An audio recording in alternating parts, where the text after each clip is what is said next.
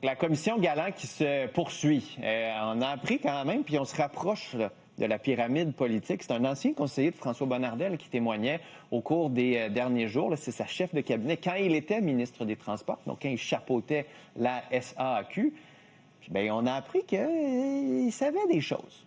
Pas tout, c'est pas clair exactement. Ah, on a vu qu'il y avait quand même beaucoup de trous de mémoire pour quelqu'un qui se présentait comme un picosseux. Alain Généreux, donc, a terminé son témoignage, n'a pas voulu commenter à la sortie. Et là, c'est la chef de cabinet, je le disais. Demain, on rentre dans le vif du sujet. Vendredi aussi, donc, M. Bonnardel, Geneviève Guilbeault vont témoigner au cours des 2 prochains jours. Pour en parler, Pascal Paradis, député de Jean Talon du Parti québécois. M. Paradis, bonjour. Bonjour.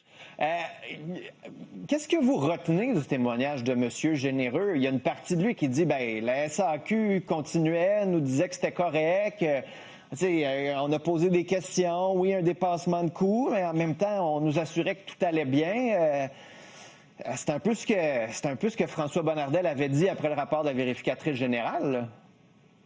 L'étau se resserre sur les ministres du gouvernement de la CAQ. On a bien hâte d'entendre le ministre Bonnardel, la ministre qui était là aussi au moment où ça s'est passé, de même que la présidente du Conseil du Trésor. Alors, Geneviève Guilbeault, je pense, va suivre la semaine prochaine. Vendredi, peut-être. Mais peut-être cette semaine, on verra. Mais ce qu'on voit, c'est un étau qui se resserre.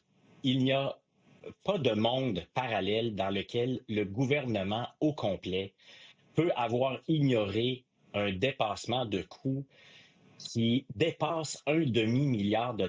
Les Québécois comprennent ça, tout le monde l'a vu. Maintenant, ce qui va être important, c'est de voir les questions qu'on va poser aux acteurs politiques et les réponses qu'on va obtenir. Mais là, ce qu'on vient de savoir, c'est grave. C'est qu'il y a des informations qui étaient transmises au cabinet du ministre Bonnardel et il y a des courriels qui indiquent qu'on a convenu de ne pas transmettre ces informations aux parlementaires à travers la commission parlementaire qui étudiait ce genre de questions.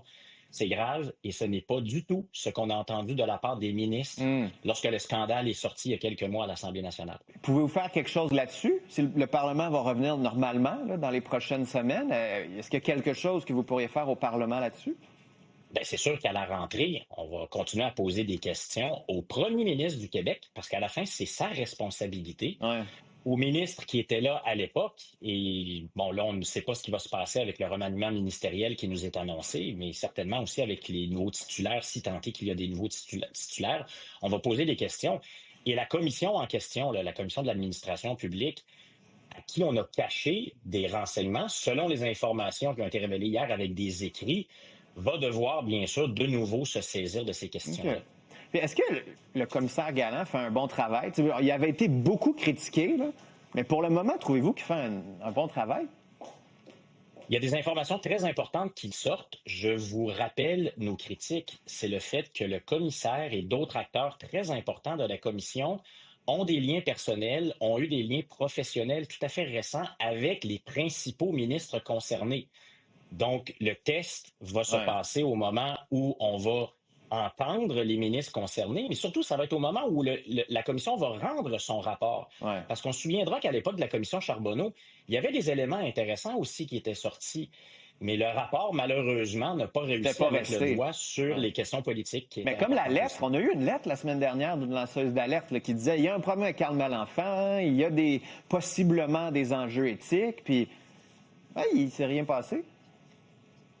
Bien, voilà, ce qu'on veut, c'est que cette commission, elle puisse aller au fond des choses, notamment sur la responsabilité ministérielle, sur la responsabilité, ce que savaient les ministres, ce qu'ils ont fait ou ce qu'ils n'ont pas fait. Et c'est malheureusement là où la commission Charbonneau ne s'est pas rendue. Et ce qu'on dit, on continue à le dire, est-ce que les acteurs qui ont été choisis par le gouvernement de la CAQ, là, le commissaire, c'est le gouvernement de la CAQ qui l'a choisi. Pourquoi a-t-il choisi quelqu'un qui connaît personnellement certains des principaux acteurs ministériels? Okay. Ça demeure encore un mystère. Mais pour l'instant, il est vrai que ce qui est révélé avec les interrogatoires qui ont lieu actuellement, c'est d'intérêt public, c'est intéressant et ça révèle une nouvelle fois, l'entonnoir est en train de se L'étau se resserrer. Vous l'avez dit. Oui. Monsieur Paradis, je vais vous montrer les sondages récents, sondages légers qui vous montrent, bon, le Parti québécois va bien, vous reprenez 5 points, Ça va bien chez les francophones, on l'a vu aussi. La souveraineté, par contre, reste à 36 %, ça stagne. Est-ce que c'est parce que vous en parlez pas assez? Est-ce que parce que c'est juste Paul Saint-Pierre Plamondon qui incarne le changement? Vous voyez quoi dans ces chiffres-là? Bon, les sondages, on répète toujours la même chose, hein. Ça monte, ça descend. Ce sont des indicateurs de l'humeur du La moment. souveraineté, ça monte pas puis ça descend pas, là.